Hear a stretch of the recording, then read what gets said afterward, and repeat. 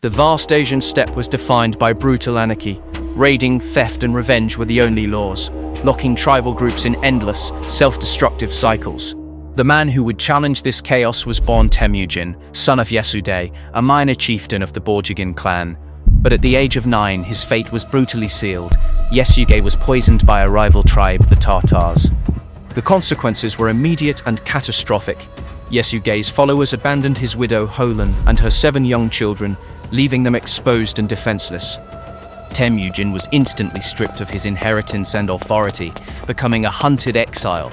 His mother, Hoelan, was forced to raise her children on roots, fish, and berries, instilling in them a rigid, ruthless survival ethic. The trauma continued when Temujin, barely a teenager, committed his first great act of cold-blooded ruthlessness. He murdered his older half-brother, Bektair, during a dispute over a freshly killed bird. Soon after, he was captured by the Teochew tribe. He was forced to wear a kang, a heavy wooden stock used for prisoners, which locked his hands and neck. This public humiliation lasted until he made a daring nighttime escape, hiding in a river until a sympathizer rescued him. His first critical alliance was his marriage to Berthe, which was strategic, cementing a pact with her family, the Hongirad. His deep bond with Jamukha, a blood brother Anda, was initially his greatest asset. But the kidnapping of Bertie by the Merkids shortly after their marriage was the final catalyst. To retrieve his wife, Temujin was forced to call in powerful favors, raising a coalition and engaging in his first major campaign, proving his tactical skill. Following the defeat of the Merkids, the alliance between Temujin and Jamukha fractured. Jamukha favored the old tribal ways, raiding and decentralized authority. Temujin, hardened by his youth, demanded unified purpose and permanent law. This philosophical split led to open war. Temujin's path to unification was defined by ruthlessness and foresight. He systematically incorporated his defeated enemies directly into his own forces, ignoring tribal lineage and rewarding personal merit. The ultimate demonstration came after the decisive defeat of the Tatar tribe, where he executed every male taller than a wagon wheel, ensuring the complete end of the blood feud that had cost him his father. The final rivals were the powerful Khwarezm and the sophisticated Naimon. After relentless campaigning, Jamukha, who had repeatedly betrayed Temujin, was captured by his own followers and delivered to the victor. Temujin refused to execute Jamukha himself, but granted him an honorable, bloodless death, a symbolic act signaling the absolute end of the anarchic era.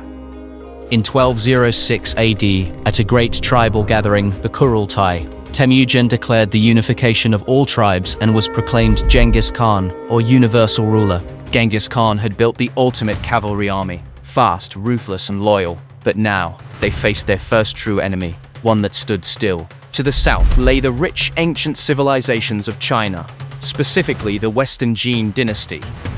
These empires did not rely on swift horses and open-field tactics. They relied on massive fortified cities and intricate engineering, the antithesis of steppe warfare. The world believed these walls were insurmountable. The Mongols were about to be forced to adapt or perish. The Western Shah, a kingdom founded by the Tangut people, was Genghis Khan's initial proving ground. It was strategically located along the vital Silk Road trade routes and served as a buffer state.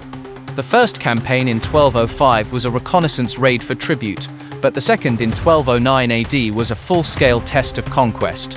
The initial battles were quick, with the mobile Mongol armies easily defeating the Tangut forces in the field.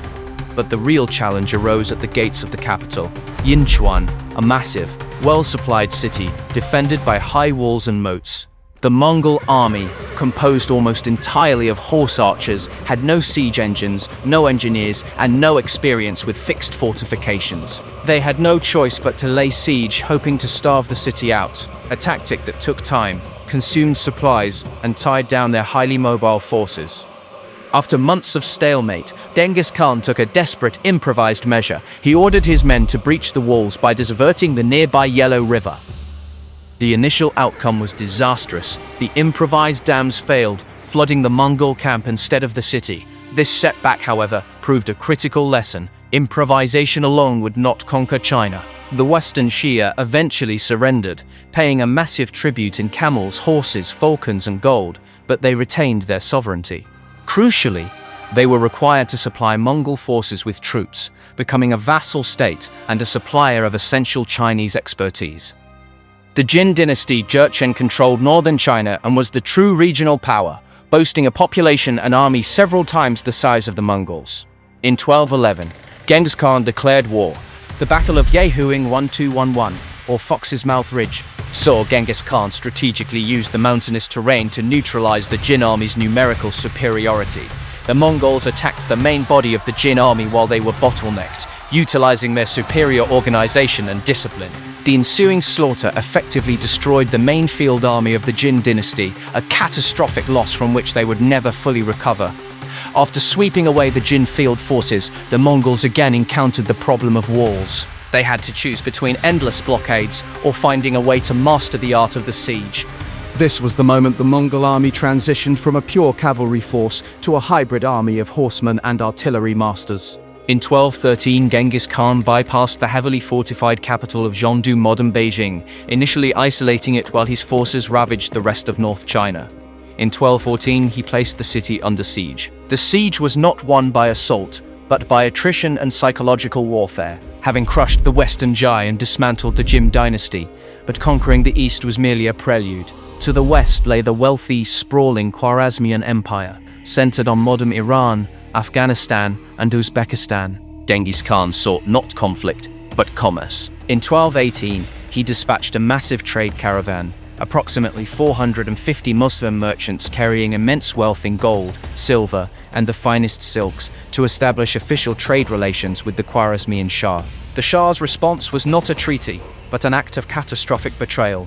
The caravan reached the Khwarezmian border city of Otrar. There, the city's governor, Inalchuk, accused the merchants of being Mongol spies. Driven by greed or paranoia, he seized all the goods and promptly executed the entire caravan. Genghis Khan, in a display of remarkable restraint, sent a final, small delegation directly to Shah Muhammad II, demanding that Inalchuk be handed over for justice under the laws of the steppe.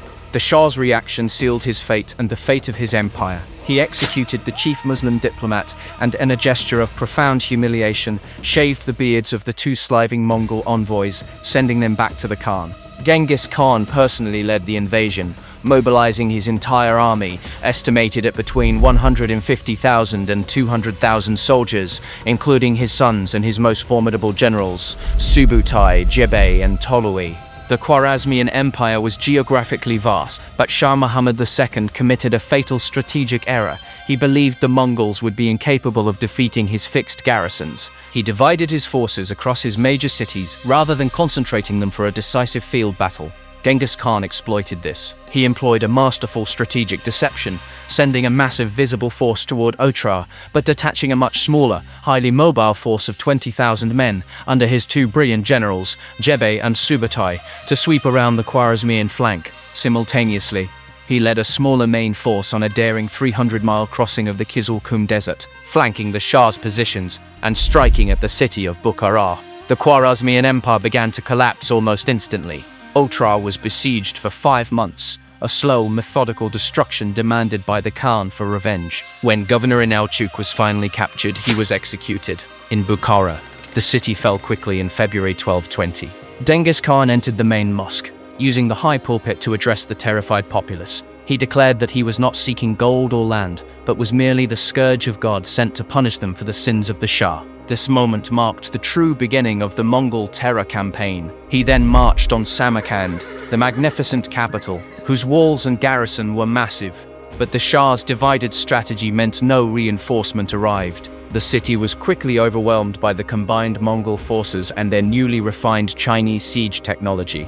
With his major cities falling, Shah Muhammad II panicked and fled west, dissolving his central army and refusing to stand and fight. Genghis Khan, considering the Shah the root of the treachery, issued an unprecedented order. It detached 20,000 cavalry under Jebei and Subutai with a single 2-year mission to pursue the Shah to the ends of the earth and kill him. The Khwarezmian Shah was dead. Genghis Khan had ordered them not just to kill the Shah, but to ensure no remnants of his military survived, and to map the entire western flank of the new empire. With just 20,000 highly trained horsemen, the two generals vanished into the unknown, leading the most ambitious reconnaissance mission in military history, a journey spanning over 5,500 miles. From Persia, Jebei and Subutai rode north, determined to circle the entire Caspian Sea. This required them to pass through the formidable Caucasus Mountains, a natural choke point and home to powerful kingdoms like Georgia and the mountain tribes. The Mongol advance was initially stalled near the city of Derbent, located on the narrow coastal strip known as the Iron Gate, a pass easily defended by a few thousand men. Unable to breach the defenses quickly, the Mongols resorted to characteristic strategic deception. They approached the Lezgins, a local Caucasian tribe, and convinced them they were allies against the hated Georgians. Once the Lezgins helped clear the path and allowed the Mongols through the Iron Gate, Jebi and Subutai promptly betrayed them, massacring their forces before turning their full attention to the wealthy Christian kingdom of Georgia. The Georgian army, commanded by King George IV, was decisively defeated in 1221, suffering massive casualties. The Mongols began riding west into the vast Eurasian steppe. As they rode across the steppe, the Mongols encountered the Kumans Polovitsians, a powerful, nomadic Turkic group who were traditional rivals of the Mongols, but shared a similar lifestyle. The Mongols easily defeated the Cuman field forces, scattering them west. The defeated Kuman Khans fled to their powerful neighbors, the Rus princes, ancestors of modern Russians and Ukrainians, who governed the decentralized principalities centered around Kiev, Chernihiv, and Halych. The Kuman leader, Kotian Khan, convinced his son-in-law, Mstislav the Bold of Halych, that this new enemy, the Tatars, as the Mongols were now called, posed a threat to all of them. This resulted in an unprecedented military alliance. The Rus princes, normally embroiled in their own internal conflicts, assembled a vast, unified army of over 80,000 men, a force 4 times the size of the Mongol detachment, to face the invaders. Jeba and Subutai, aware of the overwhelming enemy numbers, initiated a masterful tactical deception. They sent envoys to the Rus forces, arguing that their quarrel was only with the Cumans and offering peace. The Rus princes, outraged by the invasion of their allies' lands, executed the envoys. In response, the Mongol generals began a deliberate, controlled, feigned retreat that lasted for 9 days. The Rus army pursued aggressively, splitting into several groups as their forces became disorganized. Subutai and Jebe led the pursuit southeast, across the Dnieper River, until they reached the banks of the Kalka River in modern-day Ukraine. There, on May 31st, 1223, the Mongols suddenly turned and launched a devastating counterattack. The uncoordinated Rus forces hit the waiting Mongol lines one segment at a time. The main Mongol force, positioned behind a hill, allowed the initial zealous Rus vanguard to push forward, tiring themselves. The disciplined Mongol cavalry then enveloped the isolated Rus units, using their signature flanking maneuvers. The Kuman forces broke first, trampling their Rus allies in their flight. Over 6 princes of the Rus were killed, and the entire combined army was effectively destroyed. Their mission was a profound success, providing Genghis Khan with crucial intelligence and mapping the route for the future invasion of Europe. Shortly after their return, Genghis Khan launched his final campaign to crush the Western Shah once and for all, whose leaders had refused to supply troops for the Khwarezmian War. It was during this campaign that the Khan fell ill and died on August 18, 1227, at the age of approximately 65. Temujin started as a boy on the steppe with nothing. He ended by creating an army that could move, communicate, and strike faster than anyone alive. After his death, the world expected the storm to pass. It didn't. Thank you for joining us. Subscribe to Tales Lost in Time for more forgotten history. See you in the next one.